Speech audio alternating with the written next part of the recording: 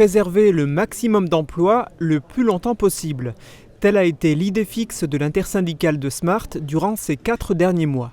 Ils sont aujourd'hui satisfaits des résultats obtenus suite aux différentes réunions et négociations. C'est pourquoi hier après-midi, ils ont donné un avis favorable motivé concernant le projet de cession de 100% des parts sociales de la société Smart France à Ineos Automotive Limited.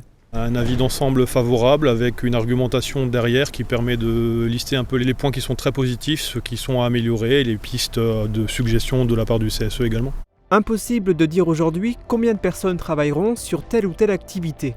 Qui sera employé pour la fabrication du grenadier, le 4x4 qu'Ineos Automotive va produire à Ambar, qui continuera de travailler sur la Smart jusqu'en 2024, ni qui sera concerné par la fabrication des activités complémentaires potentielles apportées par Mercedes.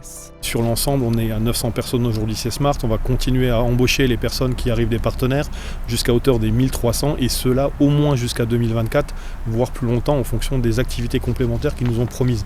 Ça sera des appels d'offres, si ces activités complémentaires arrivent, et pour autant, on va être vigilant sur le sujet également comme pour la Smart, c'est qu'on soit encore là à 2024 à réceptionner de l'activité de la part de Daimler en plus pour préserver ses emplois. Les prochaines années prouveront si ces 1300 emplois ont été préservés. Il n'y a que l'avenir et surtout le succès commercial du grenadier qui va nous dire si on a besoin d'autant de personnes ou pas. Il n'y a pas que nous qui sommes importants là, il y a aussi la partie commerciale. Est-ce que les clients seront au rendez-vous pour acheter un grenadier demain ?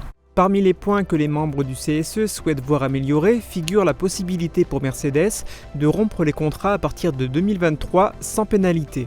Les représentants du personnel veulent que ce point ne figure pas dans le contrat final, car il va, je cite, à l'encontre de la garantie de l'emploi prônée par Mercedes. Cela témoigne de la grande vigilance des syndicats. Cependant, ils ont donc rendu hier un avis favorable unanime à la vente de Smart France à Ineos Automotive. Le rachat pourrait intervenir rapidement, sans doute avant la fin du mois. Dans un communiqué, la direction de Smart France se réjouit de la décision prise par le CSE. Elle estime qu'elle est le fruit des discussions constructives et positives menées avec les partenaires sociaux et politiques.